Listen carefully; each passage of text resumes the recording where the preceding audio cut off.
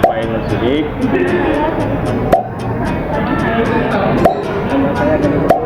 Nama saya Lintang Wadadabila. Materi pertama yang akan dibahas yaitu mengenai lembaga keuangan bank. Apa itu bank? Jadi, pengertian bank adalah badan usaha yang bergerak di bidang keuangan yang memiliki kegiatan utama menghimpun dana dari masyarakat dalam bentuk simpanan, kemudian menyalurkannya kembali kepada masyarakat dalam bentuk kredit, serta menyediakan berbagai jasa keuangan lainnya. Kemudian, bank juga memiliki beberapa fungsi.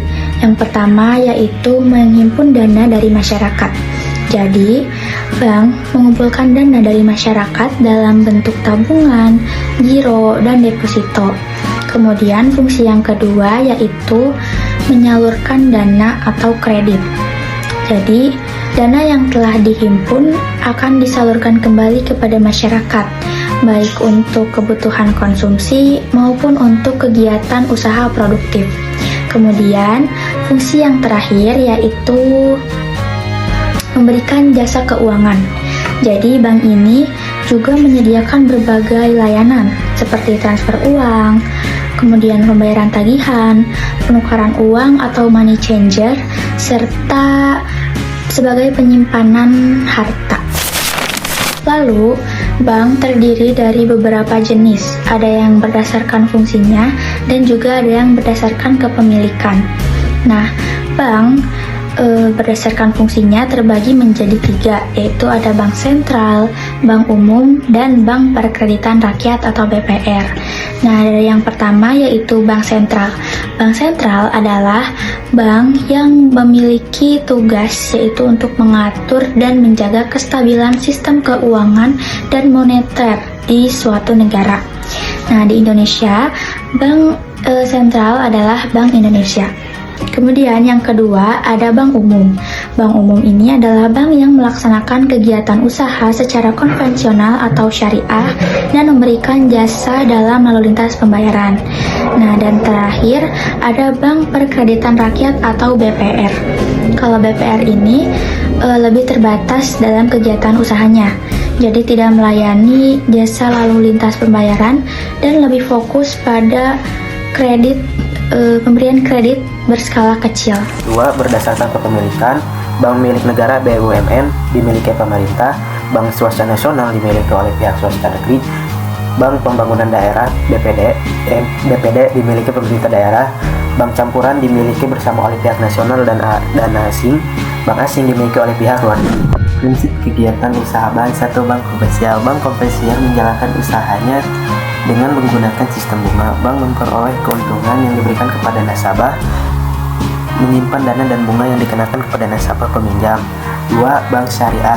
Bank syariah menjalankan kegiatan usaha berdasarkan prinsip Islam. Bank ini karena dianggap riba, melainkan menggunakan sistem bagi hasil jual beli dan sewa.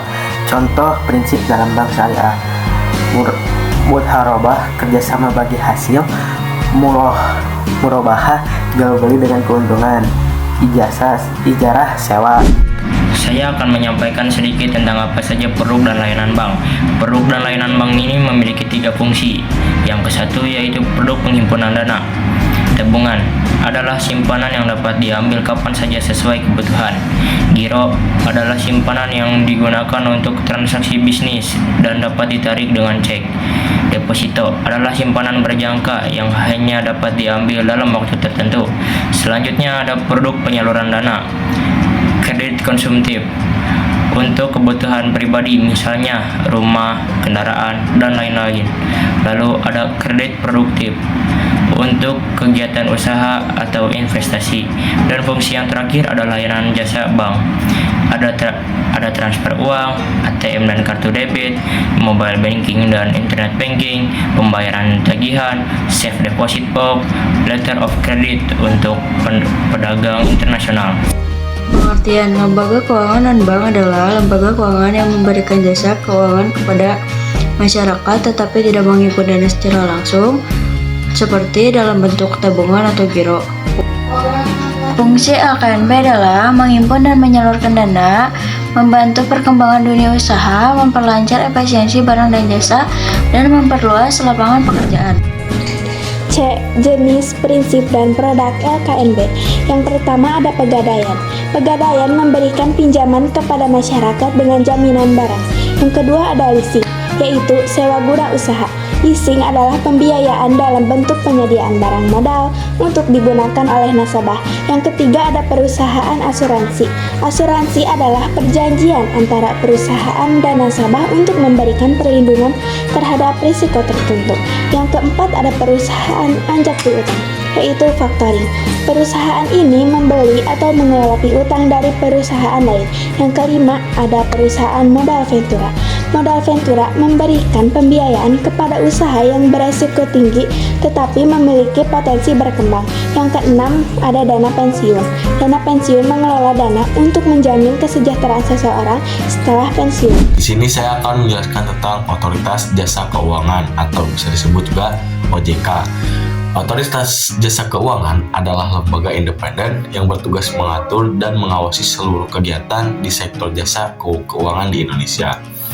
Fungsi OJK yaitu ada 3, diantaranya menyelenggarakan sistem pengaturan dan pengawasan sektor keuangan, menjaga stabilitas sistem keuangan, dan melindungi konsumen. Kemudian tugas OJK yang pertama mengawasi bank, pasar, modal, dan LKNB, lalu membuat dan menetapkan peraturan. Ketiga, menindak pelanggaran di sektor keuangan. Lalu yang terakhir, memberikan edukasi kepada masyarakat. Ada juga wewenang OJK yang ada 3. Yang pertama, memberikan izin usaha kepada lembaga keuangan. Lalu yang kedua, membekukan atau mencabut izin usaha.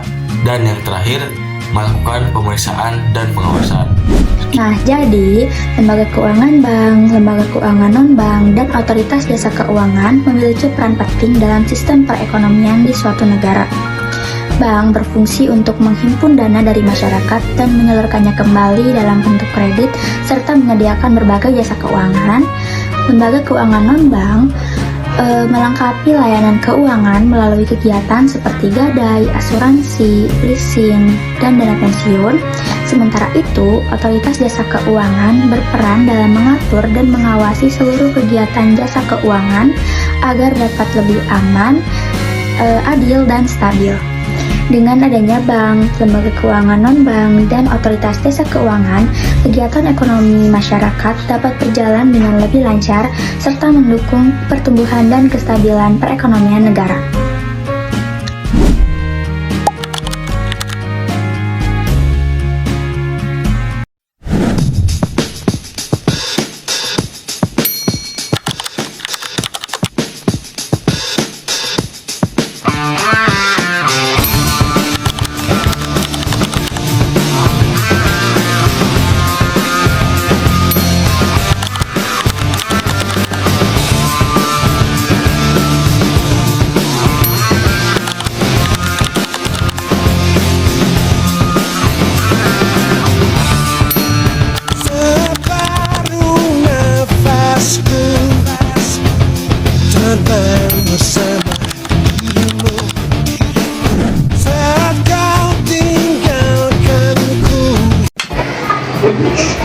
Selamat siang Bapak, ada yang bisa kami bantu? Selamat siang Pak, saya ingin berkenalan. Oke, silakan Pak, masuk. Terima kasih Pak. Ya.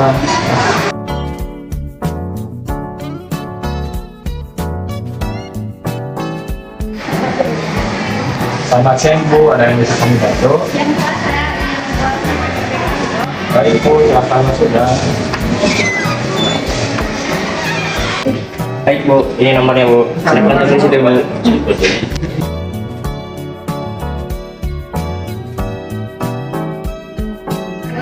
Selanjutnya nomor antrian 25. Itu. Waalaikumsalam. Selamat siang Pak, ada yang bisa saya bantu? Saya ingin menyampaikan nomor Bu. Baik Pak, boleh. Silakan untuk diisi dulu slip setorannya. Kalau iya.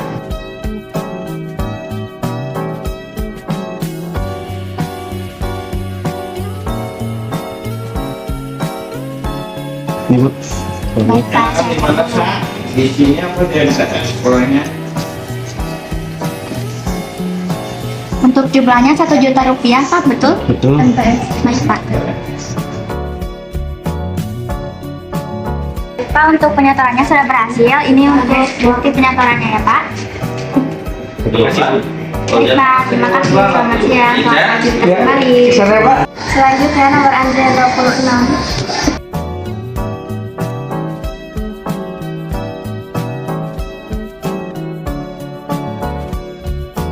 Selamat pagi Bu, ada yang bisa saya bantu? Saya ingin membuat rekening deposito, Bu. Baik Bu, apakah Ibu sudah memiliki rekening di bank ini? Sudah? Baik, mohon KTP dan bukti tabungannya ya Bu. Terima kasih. Untuk jangka waktu dan nominal depositonya berapa Bu? 6 bulan, Bu. Itunya 10 juta. Baik, silakan isi formulir ini terlebih dahulu.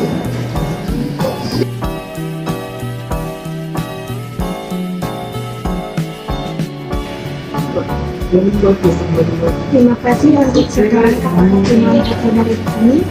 Tunai, Bu. Silakan bertanya Bu. Selamat siang Ibu, ada yang bisa saya bantu? Saya meminta uang untuk rekening deposito, Bu.